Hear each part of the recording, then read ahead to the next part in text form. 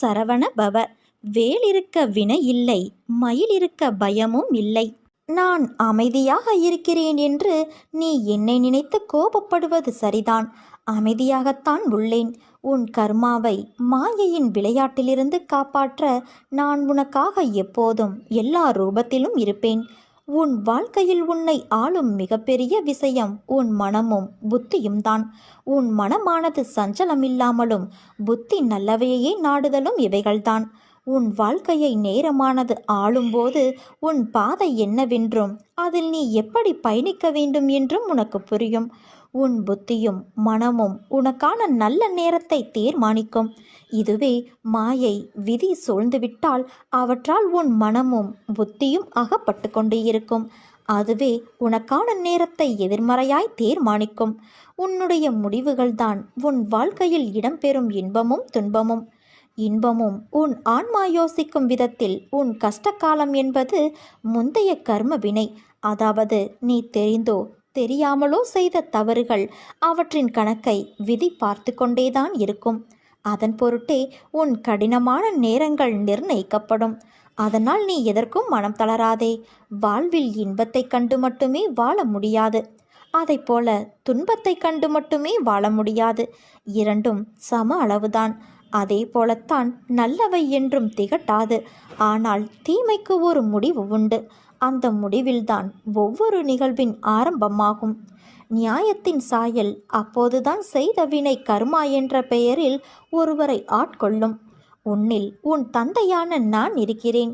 சில நேரம் உன்னை நீயே வெளி தோற்றத்தில் உணர்கிறாயா? உன் உள்மனதில் ஆன்மா ஒரு பக்கம் இருக்கும், இன்னொரு பக்கம் ஏதோ ஒன்று உன்னை தனியே இழுப்பது போல உணர்கிறாயா? அது மாயை செய்யும் வேலை. அதை இப்போது உணர்ந்திருப்பாய். அதனால் நீ எதற்கும் பயப்படாதே, கலங்காதே. உன்னில் நிச்சயம் வெற்றி என்ற தீபத்தை நான் ஏற்றுவேன்.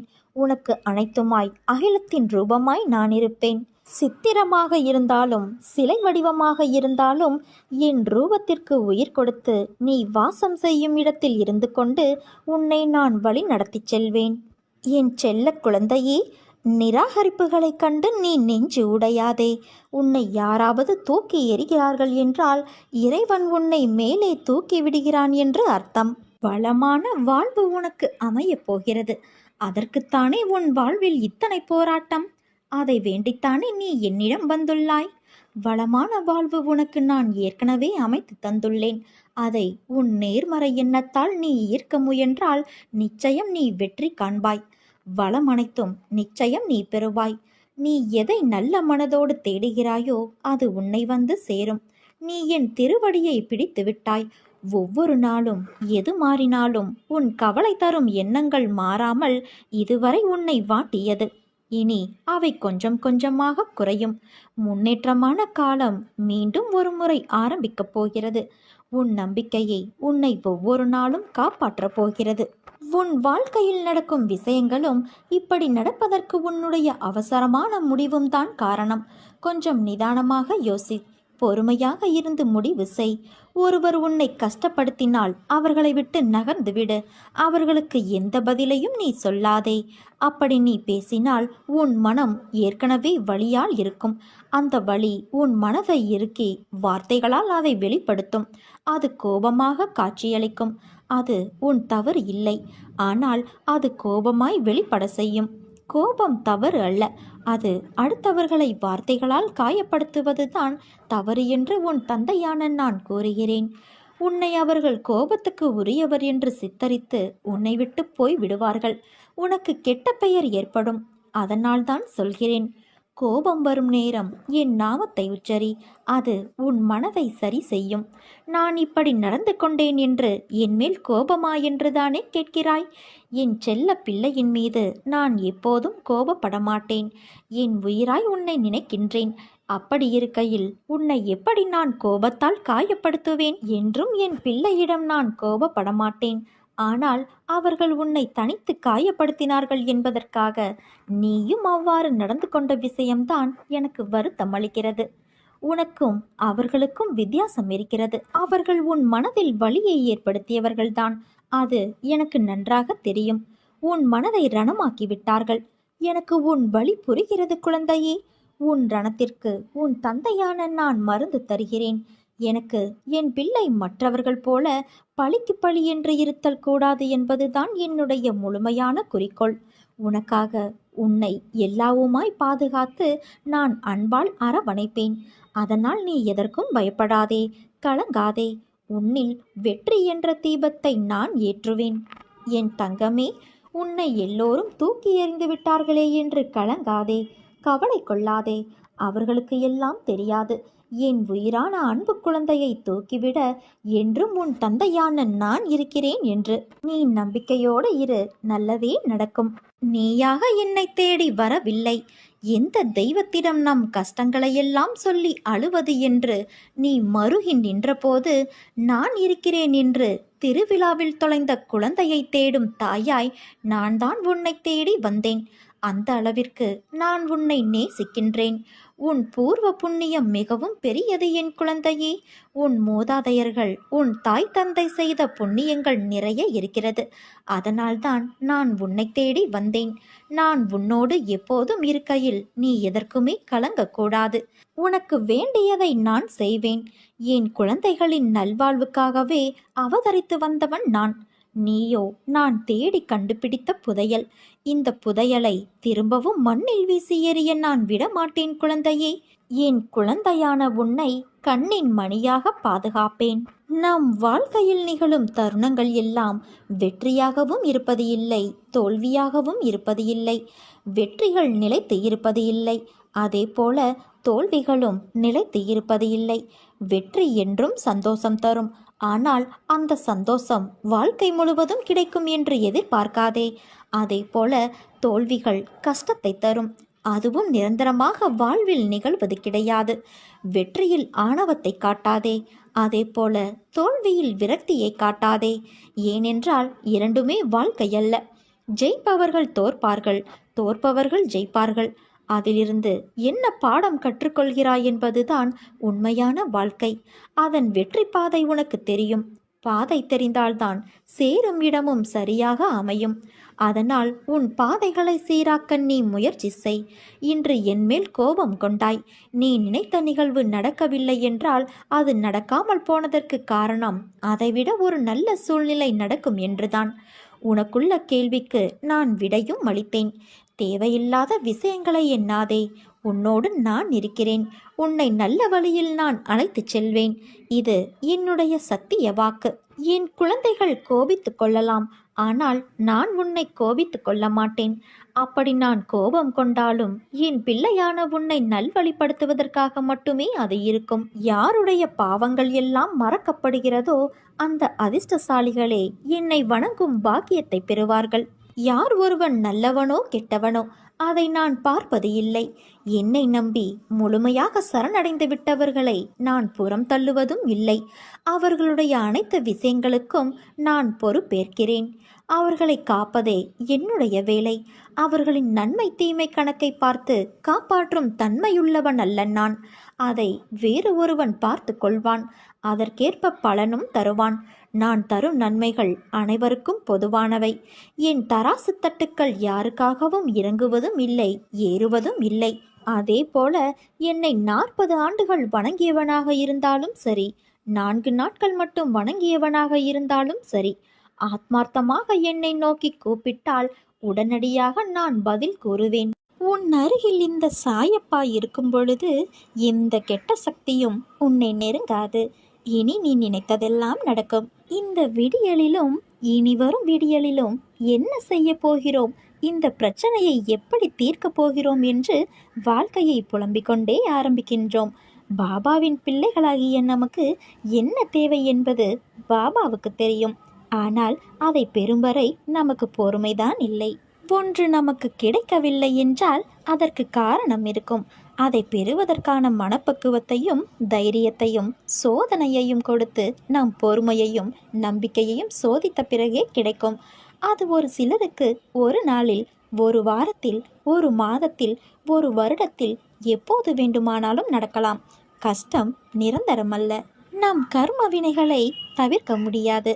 அதன் வீரியத்தை குறைக்கவே கடவுள் இருக்கிறார். கடவுளை வணங்கியவுடனே எனக்கு எல்லாம் கிடைக்க வேண்டும் என்றால் அது சாத்தியமில்லை. இருந்தாலும் நம்மில் பலரின் புலம்பல், நான் பாபாவை இவ்வளவு நாள் கும்பிடுகிறேன், எனக்கு ஏன் பாபா ஏதும் செய்யவில்லை என்பதுதான். நீ வேண்டியது கிடைக்கும், உனக்கு வேண்டிய நேரத்தில் கிடைக்கும். சாயின் மீது பாரத்தை ஏற்றியாகிவிட்டது, அவர் பார்த்து கொள்வார். ஒருவேளை பார்க்காமல் போனாலும் நான் கவலைப்பட மாட்டேன். என்னை பற்றி கவலைப்பட வேண்டியது அவர்தான், நான் அல்ல என்ற உண்மையை நீ உணர வேண்டும். நான் உன்னிடம் அடிக்கடி சொல்கிறேன், நீ மிகவும் அவசரப்படுகிறாய். உன் எதிர்காலத்தின் மீது முதலில் நீ நம்பிக்கை வை. உனக்கே உன் வாழ்க்கையின் மீது பிடிப்பு இல்லாமல் போனால் பிறகு வெற்றி காண்பது மிகவும் கடினம். நல்லவர்கள் என்றும் தோற்பதில்லை. என்னை நம்பியவர்களை நான் என்றும் கைவிடுவதில்லை. கஷ்டத்தை சகிக்க பழகு, எதையும் எதிர்த்து நில். கர்ம வினைகளின்படி விதியே சதி செய்தாலும் உலகமே உன்னை வெறுத்தாலும் அமைதியாக இரு, நம்பிக்கை கொள். எல்லாம் கூடிய விரைவில் முடிவரும். அதுவரை உன் சாயப்பாவின் மேல் நம்பிக்கை வைத்து சற்று பொறுமையாக இரு. உனக்கான நற்பலன் நிச்சயம் உன்னை வந்து சேரும். உனக்கு கவசமாய் நான் இருக்கின்றேன். உன்னை சீரும் சிறப்புமாய் நற்பெயருடன் நிம்மதியான மகிழ்ச்சி மிகுந்த வாழ்க்கையை அமைத்து கொடுப்பது உன் சாயப்பாவின் கடமை. வரும் காலம் உன்னை குறைவில்லாமல் வாழ வைக்கும். அந்த காலம் உன்னை தானாய் தேடி வரும். உனக்கான நல்ல நேரத்தை நான் உருவாக்கி கொண்டிருக்கின்றேன். நான் உன்னை என்றும் பாதுகாப்பேன். உன் மீது அன்பாக இருக்கிறேன். என் அனுமதி இல்லாமல் எதுவும் நடக்காது. எவரும் எதையும் உனக்கு செய்யவும் முடியாது.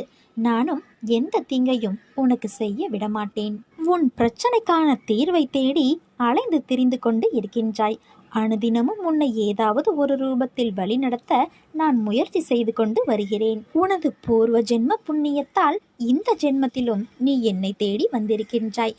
தேடி வந்த உன்னை என் கண்ணிமை காப்பது போல காப்பேன். உன் சாயிருக்கும்போது கடுகளவும் கலங்காதே.